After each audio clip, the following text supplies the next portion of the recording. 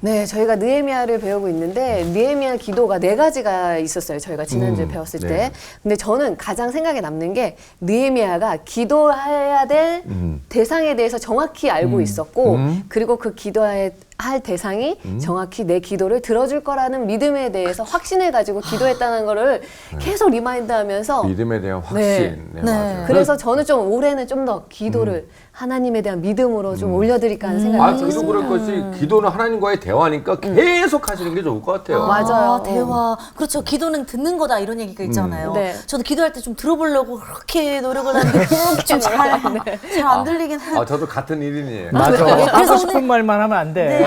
오늘 그래서 수업이라도 잘 들으려고요. 네. 오늘 수업 잘 들으시고 그 잘 들은 내용 갖다가 같이 기도하시면 맞아요, 네, 너무 맞아요. 좋을 것 같아요. 잘 들어요. 잘 들어야죠. 안녕하세요. 자, 반갑습니다. 네. 굉장히 오래간만에 뵙는 것 같은. 제가 열심히 공부하고 있었어요. 네. 일주일에 한 번씩 이렇게 뵙는데도 시간이 많이 지나간 것 같은 그런 네. 느낌이 듭니다. 네. 지금 느헤미야서 우리 공부하고 있는데 네. 옛날 배운 거 생각나십니까? 그럼요. 네. 네. 그 본문을 잘 관찰하고 본문을 잘 기억하는 거, 그 느헤미야서를 공부하는데 너무나 중요하거든요. 네. 혹시 여러분들 그 학교 다닐 때 교과서에 큰 바위 얼굴이라고 하는 소설을 혹시 읽으신 적 있나요? 별명이 큰 바위 얼굴이 소설이 한 반에 있었구나. 한 명쯤은 다 금발 얼굴이 있어요. 네, 우리 반엔 2명 있었거든요. 그 이른바 얼큰이들이 한 반에 한 명씩 다 있는데 네, 그런 이야기가 아니라 네.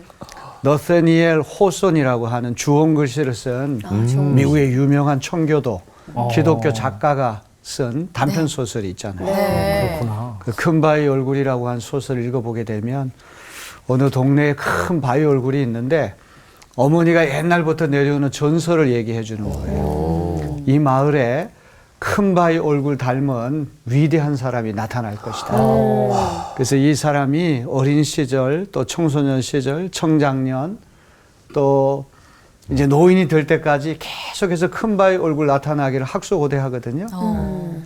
그런데 마을에 돈을 많이 번 재벌도 이제 오고 또 장군도 오고 정치가도 오고 시인도 오고 근데 다 큰 바위 얼굴이 아니에요. 근데 큰 바위 얼굴이 누가 됐습니까? 자신. 네. 어네스트라고 하는 주인공 자신이 날마다 큰 바위 얼굴을 보면서 보니까. 네, 보면서 닮기를 원하니까 닮아가는. 자기도 모르게 조금씩 큰 바위 얼굴을 닮은 위대한 사람이 되었다고 하는 그런 아주 교훈 소설이 큰 바위 얼굴이라는 소설입니다. 네. 아주 좋은 내용이었네. 제가 왜 이런 말씀을 드리는가 하면 이 느헤미야는 우리가 닮을 만한 사람이에요. 여러분들 13장까지 제대로 잘 공부를 하고 느헤미야를 사모하는 마음으로 닮기 원하면 네. 느헤미야와 같은 좋은 일꾼 지도자가 될 수 있습니다. 네. 좋습니다. 네. 오늘 수업 느헤미야 3강 지혜와 진실이 만났을 때. 자, 그러면 이제 오늘 이제 3강에 우리가 이제 들어갈 터인데 여러분 느헤미야 하면 어떤 게 기억납니까? 저는 기도? 아까 우리 서두에서 얘기했지만 기도로 유명한 분 아닌가라는 생각도 들었어요. 네, 그거는 뭐 이제 지역적인 것이고 느헤미야는 페르시아 제국에서 유대인 포로 3세, 4세 정도 된 분이라고 제가 말씀드린 거 기억나세요? 네. 직업이 뭔가요? 술 따르는 술 따르는 사람. 네. 왕에게 술 따르는 사람. 관리자. 자, 술 맡은 느헤미야는 술 맡은 페르시아 제국의 아닥사스다 왕의 술 맡은 관원이에요. 이 직업이 너무 중요합니다. 네. 술 맡은 관원이라고 한 직업은 아무에게나 안 맡기겠죠. 그렇죠. 아주 왜요? 중책이죠. 왕에게 되게 안 좋은 거 이제 독약을 넣을 수도 있기 때문에 가장 신뢰하는 사람을 그럼 가장 맞습니다. 근접한 곳에 있잖아요. 그렇죠. 최고로 믿을 수 있는 최측근 신뢰할 사람을 술 맡은 관원의 직분을 주겠죠. 독사를 많이 하니까. 네. 그렇죠. 그 음료수라든지 또 포도주 같은 데 독을 타가지고 임금을 암살하려고 하는 그런 계획들이 하도 많기 때문에 항상 측근에서 이제 임금님이 자기 속마음을 터놓고 이야기할 수 있는 그리고 신뢰받을 수 있는 인물이 바로 술 맡은 관원이에요. 네. 이 느헤미야라고 한 사람은 이제 포로로 잡혀간 그 조상님들 밑에서 이제 태어나고 자라난 분인데 페르시아 제국의 최고 직분까지 이렇게 올라갔으니까 얼마든지 출세할 수 있잖아요. 네. 일신의 부귀영달을 그렇게 구할 수 있는데 예루살렘에 대한 것이 항상 궁금하고 예루살렘을 어떻게 재건할까 오매불만 그 생각이 많았어요. 자, 기억나실지 모르지만 우리 느헤미야 1장 3절 화면에 있는 말씀 한번 다 같이 읽어볼까요? 밑에 우리 본문만 한번 읽어보겠습니다. 네. 사로잡혀 오지 않고 그 지방에 남은 사람들은 거기에서 고생이 아주 심합니다. 업신여김을 받습니다. 예루살렘 성벽은 허물어지고 성문들은 다 불에 탔습니다. 자, 동생 이름 혹시 기억납니까? 느씨는 아니야. 아니요. 하나니, 하나니. 두리니. 하나니. 하나니. 네. 하나니, 두리니. 아주 외우기 쉬워요. 하나니에요. 이 동생을 비롯한 그 예루살렘에서 아주 고급 정보를 가져다 주는 사람 이야기를 들어보니까 네. 지금 예루살렘 성이 아주 폐허가 네. 됐다는 맞아요. 이야기입니다. 사로잡혀 오지 않고 그 지방에 남은 사람들은 거기 계속 유민으로 남아있는 사람들, 유대인들을 이야기하는 것이죠. 고생이 이루 말할 수 없이 심하다는 거예요. 업신여김을 받는다. 나라가 다 무너지고 역사책에 지도책에 이스라엘, 유다라고 하는 이름이 다 사라졌으니까 완전히 망국의 백성이 된 거 아닙니까? 네. 주변에 있는 사람들이 유대인들을 업신여기는 거죠. 그 다음에 결정적으로 중요한 것이 성벽이 허물어지고 네. 성문들이 다 불에 탔다. 이 성벽이라고 하는 것은 치안을 유지하는데 아주 중요하죠. 네. 성벽이 무너졌다고 하는 것은 외적이 쳐들어오면 그 방어할 길이 없다는 큰일 거죠. 나죠. 네. 도시의 꼴이 갖추어지지 않았다는 얘기고 치안이 부재하다는 얘기예요. 그 다음에 성문들이 불에 탔다. 이건 어떤 의미가 있을까요? 아무나 드나들 수 있다는 네. 거죠. 아무나 들락거린다고 범죄 하는 말은 위험에. 이 도시가 도시로서의 기능을 어떤 상실한 거죠. 기본을 상실했다고 네. 하는 그런 말이죠. 특별히 성문을 들락거리는 사람들은 뭐 장사도 하고 일도 하고 도시의 어떤 활기, 그렇죠. 한 도시의 어떤 생기가 문을 들락거리는 것으로 다 이루어지는데 네. 그 성문이 다 불에 타다는 얘기는 예루살렘이 완전히 폐허가 된 도시, 무너진 도시가 네. 됐다는 그런 이야기입니다. 네. 네. 기억나십니까? 네. 이 소식을 들은 네, 다음에 기억납니다. 느헤미야가 네. 어떻게 했습니까? 너무 안타까워하고 슬퍼했죠. 눈물을 슬퍼하고. 흘리면서 기도. 눈물을 흘리며 슬퍼하면서 금식 기도를 했다. 네. 기억나시죠? 네. 자, 이렇게 눈물 흘리며 금식하는 기도를 장장 넉 달을 거쳐서 합니다. 친구 대단해. 이제 이렇게 성벽이 다 무너지고 성문이 불에 타고 이스라엘 백성들이 업신여김을 당한다고 그러면 내일 당장이라도 달려가서 예루살렘 재건 운동을 하고 싶어 하는 마음이 있을 텐데 그렇죠. 느헤미야는 그렇게 하지 않아요. 상황이. 넉 달 동안을 기도하면서 준비하는 기간이 된 것입니다. 서두르지 않았네요. 서두르지 않는 거죠. 신중했네요. 그러니까 술 맡은 관원이라고 하는 건 아무나 되는 게 아니거든요. 네. 아주 치밀하고 주도 면밀한 사람인데 오늘 우리 공부할 때 느헤미야의 그런 성품이 그대로 드러난다는 것을 기억해야 돼요. 자, 장장 넉 달 넉 동안을 달. 기도하면서 적시를 기다리는 느헤미야. 적시. 자, 땅의 왕에게 부탁을 해야지만 예루살렘에 갈 수가 있잖아요. 임금님, 제가 술 맡은 관원의 직분을 갖고 있는데 저로 하여금 유다 땅 예루살렘에 가서 총독이 돼서 그 예루살렘 재건할 수 있게 허락해 주십시오. 이게 제일 중요하죠. 네. 땅의 임금의 허락이 떨어져야지만 유다 총독으로 부임해가지고 예루살렘 성벽을 재건할 수가 있는데 느헤미야는 땅의 왕의 허락을 받기 전에 먼저 하늘의 임금 앞에 기도를 올린다. 네. 느헤미야 1장부터 13장까지 계속해서 우리가 주도 면밀하게 봐야 되는 것은 느헤미야가 기도의 사람이라고 하는 거예요. 느헤미야서는 아무리 읽어봐도 초자연적 기적이나 신비한 예언 이런 말씀이 하나도 안 나오거든요. 한 정치인의 담담한 과거에 대한 회고록이 굉장히 사실적이고 현실적인 이야기들인데 그런데 도저히 불가능했던 예루살렘 성을 52일 만에 재건한다는 것은 이건 사람의 힘으로 되는 게 아니라는 거예요. 그래서 이 넉 달의 기간은 그냥 막연히 기다리는 그런 시간이 아니라 철저히 준비하는 기간이다. 그래서 우리 기다린다고 하는 거 너무나 중요한 중요하죠. 것입니다. 네.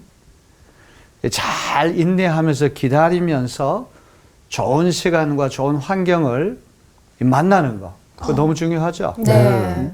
신앙생활에 어떻게 보면 가장 중요한 것이 기다리는 것이 아닌가 싶어요. 아, 네. 기다리는 거는 그냥 막연하게 있는 게 아니라 준비하면서 준비하면서 기다리는 거죠. 기도하면서 준비하면서 기다리는 시간이 넉 달이나 됐다. 자, 드디어 이제 기도를 해보니까 하나님께서 이때 아닥사스다 임금에게 가서 부탁을 하면 임금이 들어줄 것이다. 하나님께 신호가 떨어지는 거예요. 자, 이제 우리 2장 1절로부터 10절을 오늘 공부할 터인데 우리 2장 1절을 누가 한번 읽어보실까요? 네, 제가 한번 읽어보겠습니다.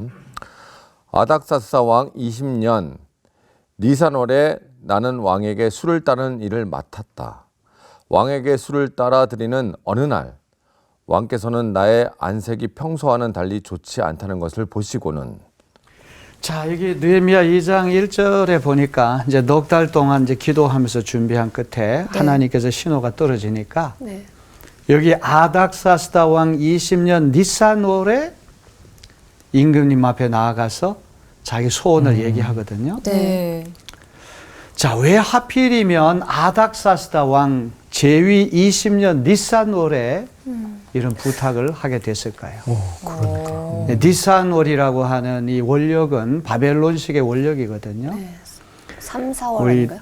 태양력으로 얘기하면 3월, 4월인데 이 바벨론의 달력으로 하면 이게 종월달이 된 거예요. 이제 새로운 한 해가 시작되는 1월이 니산.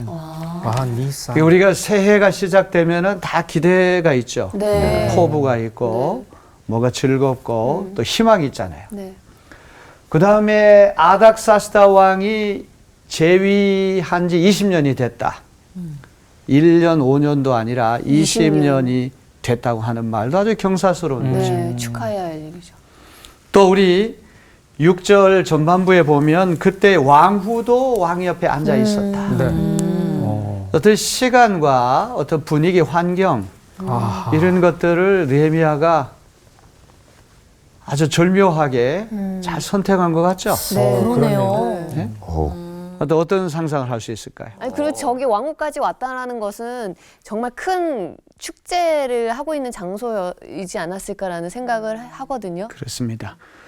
이제 느헤미야가 넉 달 동안 이제 기도하면서 유다 총독으로 자기를 가게 해달라고 부탁하는 건 상당히 위험한 일이거든요. 네. 맞아요. 위험하죠. 괜히 반란 일으키려고 하는 거 아니야? 국가를 다시 세워가지고 모반을 일으키려고 하는 게 아니야? 세금 안 바치려고 그런 거 아니야? 여러 가지 우리가 오해를 할 수 있는 그런 그쵸. 상황이거든요. 근데 느헤미야가 하늘의 임금에게 넉 달간 기도한 다음에 이제 땅의 임금에게 허락을 이제 받아야 되는데 아무렇게나 하지 않았을 거예요. 아주 주도 면밀한 성품답게 새해가 시작되는 정월, 니산월, 새로운 해가 시작되는 1월, 그리고 임금님이 왕위에 올라간 지 20년이라고 하는 아주 상스러운 어떤 축제 분위기. 네. 이제 이 페르시아 제국에는 툭타라고 하는 그런 잔치가 있었다고 그래요. 이 툭타라고 하는 아주 특별 연회가 있었는데 우리나라에도 광복절 특사 이런 게 있잖아요. 네. 대통령이 특별 사면을 하는 네. 그런 어떤 권한이 있게 네. 되는데 이 툭타 연회 때 신하가 간절히 원하는 소원이 있으면 임금이 기꺼이 들어주는 그런 풍속이 있었다고 해요. 이게 이미 시간도 아주 절묘하게 기다리고 기다리다가 임금이 자기 소원을 가장 잘 들어주는 시간을 딱 정한 거예요. 아, 바로 이때네요. 그 다음에 왕후도 왕 옆에 앉아 있었다고 하는 이 말도 중요한 말인데 느헤미야가 굳이 별로 필요하지 않은 정보를 여기에다가 제공하는 이유는 임금님이 체면 생각해서라도 이제 왕후를 이렇게 보면 체면 생각해서라도 좋은 얘기를 할 수 있을 거다. 아마 느헤미야가 그런 판단을 했을 거예요. 네. 하루아침에 급조된 것이 아니라 오랫동안 왕과 왕비를 모셔봤기 때문에 이런 연회 자리에서는 어떤 부탁을 해도 잘 들어줄 것이다, 안 들어줄 것이다. 학자들의 견해에 따르면 이 왕후가 누군지는 모르지만 굉장히 유대민족에 대해서 우호적인 사람이에요. 그러니까 임금님 조금 난색을 표해도 그렇게 하지 마시고 들어주시죠. 이게 왕비가 옆에서 맞아요. 보들 수 있는 그런 상황이라는 거죠. 원래 사모님들이 얘기를 잘 전달하잖아요. 맞아요. 약간 지호 같은. 되게 여성들의 얘기를 남자들이 다 잘 듣죠. 네. 임금님은 더 잘 듣겠죠. 그죠? 그럴 수 있죠. 자, 그런데 이제 1절 여기 보게 되면 왕께서는 나의 안색이 평소와는 달리 좋지 않은 것을 보시고요. 평소와 달리 안색이 조금 어둡고 뭔가 수심이 가득하면 어떤 문제가 발생할까요? 안색이 달라졌으면 뭔가 술을 따르는 왕께서 불안한 봤을 때 불안한 거죠. 무슨 일이 그런 맞습니다. 아니면은 술 맛이 좀 떨어지신다든지. 말씀 표정 관리라고 그죠? 하는 것이 술 야. 맡은 관원에게는 생명이에요. 맞네요. 항상 임금님 모실 때는 항상 명랑한 얼굴, 밝은 얼굴, 즐거운 얼굴. 임금님이 아무 걱정하지 않도록 맞아요. 아주 태평한 얼굴이 돼야 되겠죠. 그렇네요. 그죠. 평소에 근데 웃으면서 느헤미야가 이게 안색이 수심이 가득하고 안색이 어두웠다고 할 때는 임금님이 오해할 수 있잖아요. 더 불안할 수 있겠네. 불안할 수 있을 것 같아요. 야, 저놈이 뭔가 나를 암살하려고 무슨 딴 생각하는구나. 꼼꼼이가 있구나. 음모를 그럴 수도 꾸미는 있죠. 것 아니야? 여러 가지 오해를 할 수가 있습니다. 자, 그래서 술 맡은 관리의 표정 관리는 왜 중요할까? 한번 다시 한번 얘기해 보세요. 왜 중요합니까? 평소와 다르다는 것은 뭔가 변화가 일어난다는 느낌을 차릴 수가 있으니 왕 입장에서는 왕 외의 변화는 뭐예요? 역적 아니에요, 그쵸, 역적. 나를 죽일 수도 있는 목숨이 걸린 문제니까. 그게 평소와 이제 안색이 다르다고 하는 거는 어떤 심경에 이런 변화가 일어났다는 걸 보여줄 수 있기 때문에 임금님이 금방 이렇게 눈치를 채고 세죠.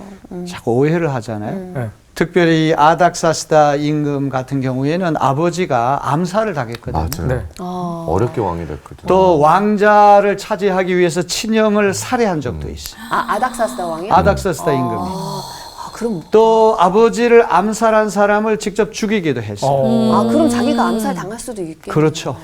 그러니까 이런 암살 가운데서 왕좌에 올라갔기 때문에 아닥사스다 임금은 누구보다도 이 암살에 대한 것을 아주 경계하는 사람이다. 트라우마가 불안했겠네요. 있겠네. 네, 맞아요. 자, 그러면 느헤미야는 얼굴에 왜 수심이 가득했을까요? 자, 우리 2절을 화면을 보고 한번 읽어볼까요? 시작. 안색이 좋지 않구나. 아픈 것 같지는 않은데 무슨 걱정되는 일이라도 있느냐. 당연히 임금님이 그런 질문 던지겠죠. 그렇죠. 야, 너 평소와 달리 얼굴이 왜 그렇게 어둡냐? 어? 수심이 왜 가득해 보이냐? 이 병색이 있는 것 같지는 않은데 건강한 것 같은데 왜 얼굴이 그렇게 표정이 어둡냐? 슬프냐? 이렇게 질문할 수 있겠죠. 네. 자, 여러분, 우리 이 말씀을 읽을 때 느헤미야가 안색을 어둡게 한 것은 의도된 연출이라고 하는 느낌이 안 드나요? 그죠? 들죠. 평소에 늘 이렇게 밝았다가. 훈련된 분이기 때문에 항상 임금님 앞에는 평안한 아주 명랑한 얼굴을 씌웠을 텐데 이날만큼은 얼굴에 수심이 가득한 건 이 의도된 연출이라고. 그러니까 아파 보이지도 않은데 이상하게 안색이 안 좋은 안 그 좋은 정도로. 이런 건 보통 이제 군대에서 훈련 뺄 때 가끔 아픈 분 많이 하거든요. 꾀병을 좀 많이 해보셨군요. 야, 근데 이 이런 꾀병이 아니라 어떻게 보면 진실한 것이기도 하죠. 그렇죠. 아프니까. 이제 넉 달 동안을 이스라엘 기도하고. 막 예루살렘을 마음이 아프죠. 걱정하고 앞으로 예루살렘을 다시 어떻게 세울까 그것을 계속 염려하다 보니까 자기도 모르게 음식 얼굴에 먹는 것도 근심. 수척하고 또 금식하다 보니까 그렇죠. 또 몸무게도 이렇게 줄어들고 여러 가지 상황 고려해 볼 때 의도된 연출이긴 하지만 이제 이 느헤미야에 있는 모습을 그대로 보여주는 것이라고도 볼 수 있습니다. 자, 이제 3절을 누가 한번 읽어 주실까요? 3절이요. 네. 임금님 만수무강 하시기를 빕니다. 소신의 조상이 묻힌 성읍이 폐허가 되고 성문들이 모두 불에 탔다는 소식을 듣고서 울적한 마음을 가누지 못한 탓입니다 하고 아뢰었더니. 자, 이제 이 수심이 가득한 얼굴을 보고 임금님이 질문을 던지니까 이제 느헤미야가 자기의 소청을 이제 이야기하는 것입니다. 여기 보면 소신의 조상이 묻힌 성읍이 폐허가 되었다는 말을 하거든요. 네. 조상들의 묘역이 다 파괴가 됐다는 말이에요. 우리나라 조선시대에도 종묘 사직이라는 말 들어보셨죠? 네. 그 조상들의 묘라고 하는 거는 이 선조들의 어떤 가치관이 계속 계승되는 것이고 또 내가 또 묻혀가지고 들어갈 곳이 무덤이기 때문에 조상 숭배 풍속이 있는 그런 나라에서는 이 조상의 묘실이 이게 파괴가 됐다는 건 아주 끔찍한 일이거든요. 네. 이게 페르시아의 왕의 어떤 공감을 얻을 수 있는 이야기예요. 그 다음에 성문들이 모두 불에 탔다. 성문들이 다 불에 타가지고 도시가 말이 아닙니다. 이제 이런 이야기를 했다는 거죠. 자, 그래서 느헤미야가 울적해진 까닭이 두 가지가 있는데 두 가지를 얘기해. 첫째는 조상들의 묘실이 파괴가 됐습니다. 두 번째는 성문들이 불에 탔습니다.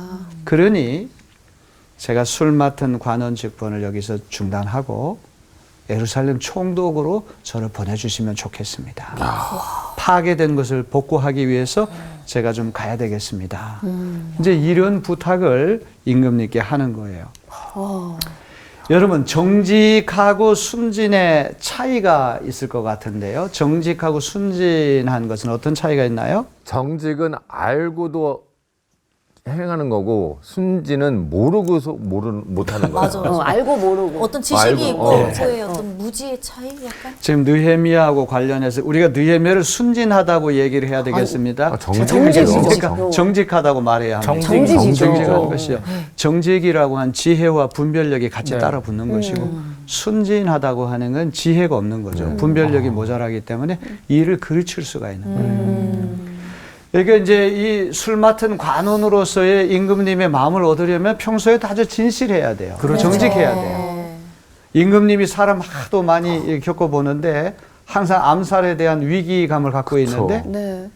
아주 예민하겠죠. 네. 그러니까 평소에 아주 진실하고 정직해야 돼요. 근데 지금까지 느헤미야 모습은 순진하다.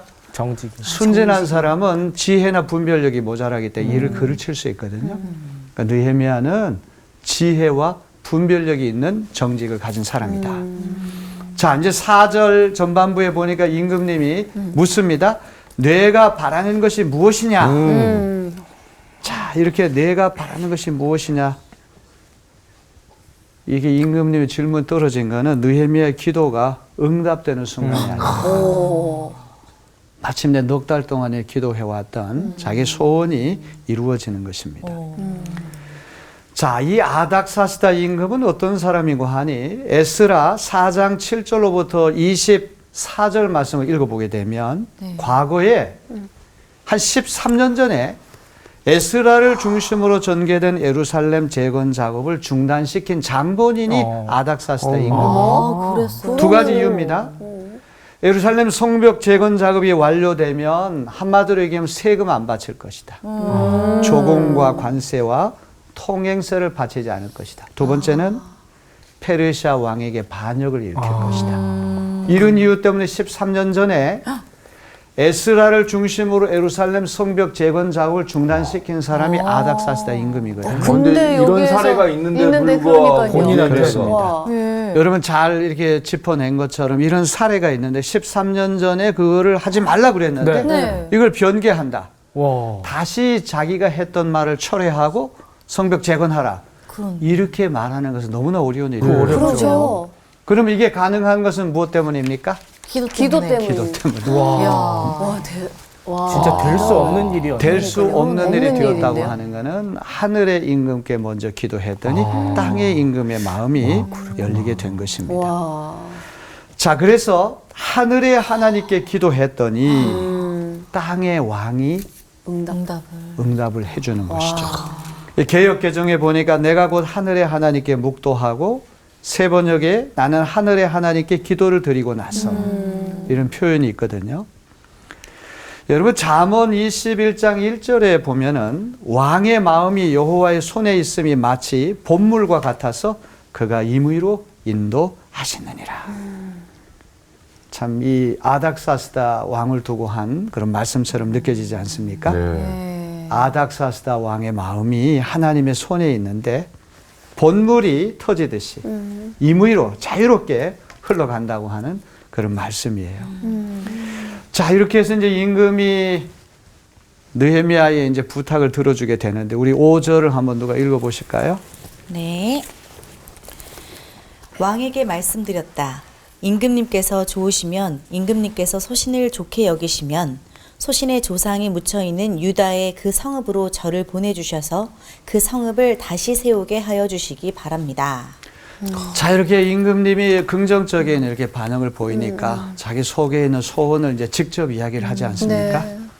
임금님께서 좋다고 생각하신다면 저희의 조상이 묻혀있는 유다 성읍으로 저를 보내주십시오. 이거는 유다 총독으로, 예루살렘 총독으로 자기를 파견해달라는 이야기거든요. 그래서 그 성읍을 다시 재건하게 해주십시오. 이런 부탁을 하는 것입니다. 자, 그랬더니 이제 아닥사스다 임금이 이 부탁을 듣고 어떤 반응을 보일까요? 우리 7절, 8절 한번 읽어보실까요? 7절, 8절. 예.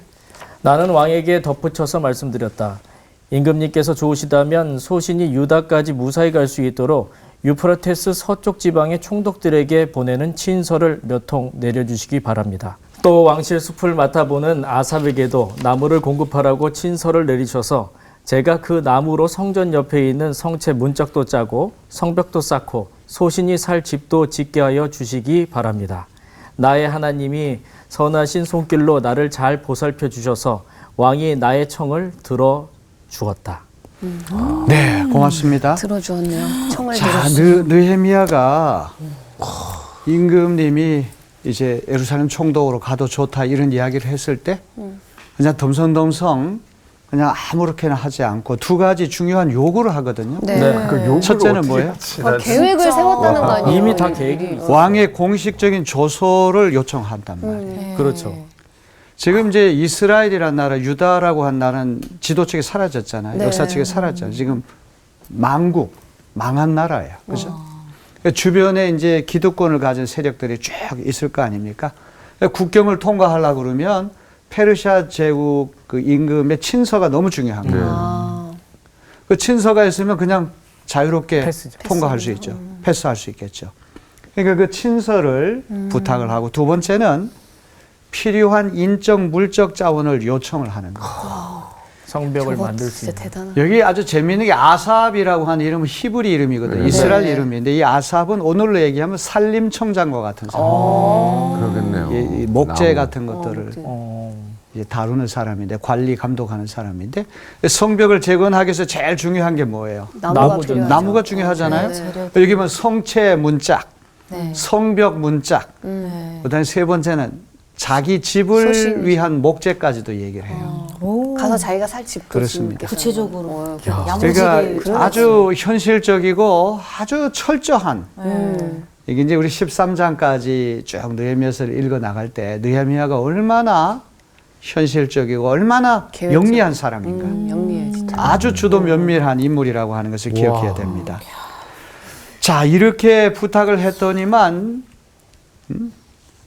자, 여기 보면 나의 하나님이 선하신 손길로 나를 잘 보살펴 주셔서 왕이 나의 청을 들어주었다. 그렇죠. 야, 이제 중간중간에 조금씩 느헤미야가 이런 이야기를 하는 것이 너무 중요한데요. 이렇게 임금님이 본물이 터지듯이 그냥 일사천리로 느헤미야가 원하는 소원을 착착 들어줄 때 아, 나의 하나님이 선하신 손길로 나를 잘 보살펴 주셔서 땅의 임금이 나의 청을 들어주었구나. 야, 이런 해석이 참 놀라운 것이죠. 네. 하나님이 우리 눈앞에 보이지 않는다고 할지라도 우리 하나님 앞에 기도하면 지혜를 주시고 또 제일 움직이기 어려운 게 사람의 마음이죠. 그렇죠. 그럼요. 이게 13년 전에 그 성벽 재건하지 말라. 그러니까요. 공사를 중단했는데 자기 입으로 했던 말을 다시 네. 바꾼다고 하는, 번복한다고 하는 거는 거의 불가능에 가능하죠. 가까운데 네. 느헤미야가 넉 달 동안 울면서 금식하면서 하나님께 간절히 기도했더니 하나님께서 느헤미야의 기도를 들어주시는 거예요. 진짜 여러 가지 걸림돌이 있는데 하나도 걸리적거리지가 않네. 아니 그러니까요. 근데 이게 일사천리로 쭉 분명히 하나님께서 하신 게 느껴지는 게 보통 무슨 고민이 있냐 막 이렇게 물어보면은 이렇게 계획을 줄줄이 바로 이야기하면 보통 현실적인 왕이라고 하면 야 이미 뭐 머릿속으로 계획을 다 해놨네. 그러니까. 안 들어줄 가능성이 큰데 이건 분명히 하나님께서 하신 거죠. 그렇습니다. 현실적이랑 완전 너무나 자기 속에 있는 말을 척척 다 하다 보면 지가 다 계획을 세워놓고 이제 와서 나한테 이야기하는구나. 또 오해도 살 수 그렇죠. 오해 있는데 살 수 있죠. 느헤미야가 이렇게 이야기를 해도 그 말을 다 순순히 듣고 자 여기 이제 9절 말씀에 보면 네. 왕이 장교들과 기병들을 딸려 보내어 네. 나와 함께 가게 하였다. 이게 먼 길을 지금 그 페르시아 제국의 겨울 별궁, 그 임금의 겨울 병국 수산궁인데요. 수산궁에서 예루살렘까지 1,500km 정도. 1,500. 1,500km. 그러니까 최소한 한 달 정도, 많게는 석 달 정도 걸리는 굉장히 장거리예요. 진짜. 여러 국경을 통과해야 되고 상당히 위험천만한 일이 많기 때문에 임금님이 장교들과 기병대를 딸려 보내요. 안전을 이렇게 보장해줘. 호위 무사까지 붙여줬다는 그런 이야기예요. 그러니까 말도 안 요즘으로 되시죠. 따지면 거의 서울에서 부산까지 3번 왔다 갔다 한 거예요. 네. 보디가드 붙여가지고. 걸어서. 그러니까. 그러니까 임금님이 이렇게 느헤미야가 생각하지 못한 것까지도 와, 이렇게 배려해주고 자상하네. 어떤 인적, 물적 자원들을 다 이렇게 제공하는 것은 그만큼 느헤미야를 신뢰하고 있다는 네. 그런 증거가 되는 것이죠. 네. 자, 그런데 여러분 에스라서 8장 22절 23절에 보면 에스라가 예루살렘에 귀환할 때는 보병과 기병 부대 이런 것들이 따라오지 못하게 했거든요. 에스라가 그때 그렇게 한 이유는 뭐냐 하면 하나님에 대한 믿음이 부족하다. 하나님만 믿으면 하나님이 다 안전하게 지켜주실 텐데 왜 그런 호위 무사가 필요하냐 이런 생각 때문에 거부했다는 거예요. 그런데 하나님이 도우셔서 무사히 왔어요. 그런데 느헤미야는 이렇게 임금님이 어떤 기병대, 보병대 이런 호위해주는 군사들 붙여준다 그래서 기꺼이 수용했거든요. 네. 성직자인 에스라와 평신도 관료인 느헤미야는 어떤 차이가 있는 것처럼 느껴져요. 성직자인 에스라는 이게 사람들이 나를 안전하게 이렇게 호위하지 않아도 하나님 나를 지켜주실 것이니까 그런 믿음을 갖고 어떤 보병이라든지 마병, 기병 이런 거 필요 없이 나는 그냥 하나님 믿고 담대하게 오겠다. 그것도 믿음이죠. 그렇죠. 네.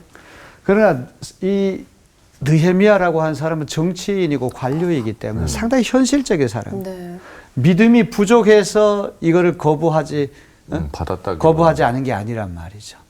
이게 유다 총독으로 부임할 때 그냥 쓸쓸히 이렇게 오는 것보다는 임금님이 이렇게 허락하신 군사들이 옆에서 이렇게 보좌를 하고 보호를 하고 이렇게 오면은 훨씬 더 신뢰가 있고 더 보기 좋은 거 아닙니까? 그렇죠? 네. 그러니까 두 사람 다 하나님에 대한 기본 믿음은 다 있는 사람들인데 네. 그 방향이 조금 다르다. 방법이 다르군요. 또 이 생각이 조금씩 다르다고 하는 것을 우리가 알 수 있습니다. 자, 에스라와 느헤미야의 후련구처럼 등장하는 문구가 있는데요. 네. 네. 8절 말씀입니다. 내 하나님의 선한 손이 나를 도우시고. 우리 한번 따라서 한번 읽어볼까요? 내 하나님의 선한 손이 나를 도우심으로. 내 하나님의 선한 손이 나를 도우심으로. 우리 일평생 이 후렴구 같은 이 말씀을 좀 잊지 않고 기억하면 좋겠어요. 여러분이 위태로운 일을 만나고 또 급한 일도 만나고 여러 가지 일을 만날 텐데 그때마다 내 하나님의 선한 손이 나를 도우신다. 항상 믿고 고백하는 여러분 되시기를 바랍니다. 아멘. 자, 이렇게 우리가 넉 달 동안을 금식하며 기도로 잘 준비해가지고 타이밍, 적시를 딱 포착해가지고 내 소원을 가장 잘 들어줄 수 있는 그 시간, 그 장소, 그 분위기에 딱 가서 자기 이야기를 하는 거죠. 그래서 13년 전에 예루살렘 재건 프로젝트가 이게 중단됐거든요. 네. 그런데 임금님이 자기 마음을 돌이켜가지고 이것을 허락한다고 하는 것은 정말 느헤미야가 하나님께 기도해서 하나님이 간섭하신 것이다. 그렇게밖에는 해석이 안 되는 것입니다. 네. 자, 그럼 오늘 이제 결론부로 술 맡은 관원으로서 느헤미야에게 배울 점이 뭘까? 일단 행실이 정직해서 더 신뢰를 얻게 된 것 같아요. 그래서 저는 정직함을 배울 수 있을 것 같아요. 기도도 좋아요. 그렇지만. 네. 배울 점은 하늘의 왕이 땅의 왕보다 우선이라는 걸 증명한 사람. 아 맞아. 그것도 맞는 거. 저는요, 네. 저번 시간에도 느꼈는데요, 기도할 때 말을 너무 예쁘게 하잖아요. 아. 근데 왕한테도 요청할 때요, 막 그 만수무강 임금님 만수무강 하고 먼저 얘기하고요. 또 이게 얘기할 때 하는구나. 임금님이 좋으시면 저를 좋게 여기시면 이런 식으로 뭔가 말을 막 직설적으로 하지 않고 되게 예쁘게 하거든요. 그래서 임금님도 예뻐하고 그 하나님도 좋게 보셔서 기도를 더 들어주신 것 같아요. 그래서 기도할 때도 그렇고 평상시 얘기할 때도 그렇고 예쁘게 하는 거 좀 배워야 될 것 같아요. 저는 또 예. 서두르지 않았다는 점. 저는 이 4개월 동안 금식하면서 기도했다라는 게 그냥 한두 번 기도하고서 말할 수도 있었을 텐데 그렇게 기간을 두고 기도했다라는 게 그렇습니다. 이제 느헤미야가 이런 놀라운 일을 할 수 있었던 거는 그의 인격, 그의 덕성, 그죠? 인격과 덕성이라는 거 하루아침에 안 만들어지잖아요. 그죠? 정직이라고 하는 것이 아침에 정직했는데 오후에는 정직하지 않으면 그 정직이 덕성이 아니잖아요. 그 네. 변덕이지. 그래서 그 아리스토텔레스가 쓴 니코마코스 윤리학이라는 책에 보면은 제비 한 마리가 왔다고 해서 봄이 오는 것은 아니다. 잠깐 정직했다고 해서 정직해지는 건 아니거든요. 아주 어려서부터 정직한 행동을 반복해서 되풀이하다 보니까 하나의 자기 습성이 돼버린 거예요. 정직할 기회가 오면 저절로 자기도 모르게 정직이라는 것이 밖으로 튀어나가는 거예요. 필연적으로 정직해질 수밖에 없는 거예요. 그런 인격적인 어떤 신실성이 있었기 때문에 임금님이 느헤미야를 신뢰했겠죠. 그리고 13년 전에 자기가 중단했던 예루살렘 재건 프로젝트를 다시 하라고 윤허를 내리는 것. 그 느헤미야를 그만큼 신뢰하지 않으면 안 될 일이잖아요. 네. 저는 세 가지를 한번 생각해 봐요. 첫째는 적절한 시간과 적절한 장소를 기다리는 인내심. 우리가 너무 성급하게 무슨 일을 하려고 그러면 일을 그르치기가 쉽거든요. 아주 중요한 일일수록 우리가 치밀하게 잘 준비하고 계획을 세우고 타이밍을 잘 포착하는 지혜가 필요합니다. 네. 인내심, 기다림 얼마나 중요한지 몰라요. 두 번째는 진실과 정직과 용기라고 합니다. 네. 이 용기라고 하는 것을 결정하는 것이 두 가지라고 그러잖아요. 첫째, 리스크. 어떤 일을 하게 되면 위험 부담이 커요. 그다음에 fear. 그걸 하게 되면 목숨도 잃을 수가 있고 엄청난 손해를 볼 수가 있어요. 느헤미야는 이게 안색이 이렇게 바뀌어가지고 내가 이 말 잘못했다가는 뭐 관직을 잃는 것은 물론이고 내 목숨까지도 왔다 갔다 하는데 하나님이 넉 달 동안 기도하게 하신 다음에 담력을 주시는 거예요. 딱 이때다 싶어가지고 그때 가서 이게 나서서 이야기할 수 있는 거. 이제 앞으로 여러분 13장까지 읽어 나간 동안에 이 느헤미야가 진실과 정직과 용기, 얼마나 인격이 대단한 사람인가를 여러분 알게 될 거예요. 네. 세 번째는 계획과 준비가 아주 치밀했다. 유비무환이라는 말이 있잖아요. 그죠? 준비가 잘 되면 우리가 환난을 겪지 않게 되는 것입니다. 자, 오늘 우리 2장 1절로부터 10절 이렇게 느헤미야가 넉 달 동안 기다렸다가 임금님께 유다 총독으로 이제 부임하도록 허락받는 이야기. 상당히 살이 떨리는 상당히 위태로운 이야기인데 하늘의 임금님께 구했더니 땅의 임금의 마음은 본물처럼 터져버리는 아주 신비하고도 놀라운 그런 이야기. 이게 사실 아닙니까? 그죠? 네. 정치적인 담담한 사실인데 네. 사실 꼭 뭐 초자연적 기적이 일어나야지만 하나님 간섭하시는 겁니까? 이런 일이야말로 하나님 정말 개입하신 일이죠. 맞아요. 하나님의 손하신 손길이 항상 우리 학생들을 도울 수 있었으면 좋겠습니다. 아멘. 자, 오늘 수업 여기서 마칠까요? 네. 자, 수고하셨습니다. 감사합니다. 제가 요즘 매주 배를 타는데 배 타는 게 조업을 한다는 것 자체가 너무나 쉽지 않은 일이에요. 근데 힘들어요. 그리고 자칫 잘못하면 다칠 수 있으니까. 근데 그때마다 제가 느끼는 게 하나님의 손길이 아니었나라는 생각이 드는데 오늘 느헤미야를 보면서 그렇게 대화를 꾸준히 하니까 하나님도 느헤미야를 사랑하시는구나 생각이 들어서 저도 계속 대화를 도전해 봐야 되겠어요. 네. 저는 실제로 하나님의 선한 손이 저를 도우시는 거를 좀 느꼈거든요. 그래서 이 문구가 너무 막 와닿았어요. 제가 뜻이 없는 그런 현실에서 이게 진짜 아닌 거라면 하나님 뜻을 딱 보여주세요 라고 용기를 내서 기도를 드렸는데 이거 진짜 아니야 하면서 다른 뭔가를 주셨거든요. 그래서 상처가 되긴 했지만 결론적으로는 감사하게 좀 기도가 응답이 돼서 되게 기대되겠어요. 이 하나님과의 관계는 가장 중요한 거고 저는 이 강의에서 느낀 게 바로 인품, 태도입니다. 태도. 누구에게나 다 같이 이야기하면서 살아가는 시대잖아요. 그런데 내 태도가 상대방에게 신뢰를 줄 수 없는 태도라면 과연 이게 하나님의 물론 도우심으로 있었겠지만 쉽게 됐었을까라는 생각도 들면서 내 행동도 그리고 내 인품도 다시 한번 점검해보고 쌓아가자라는 생각을 들었습니다. 네, 너무 좋습니다. 다음 시간도 너무 기대되네요. 네, 진짜 좀 인품 좀 기대돼요. 쌓아서 올까요, 우리? 네, 좋은 마음으로 다시 뵙시다. 네.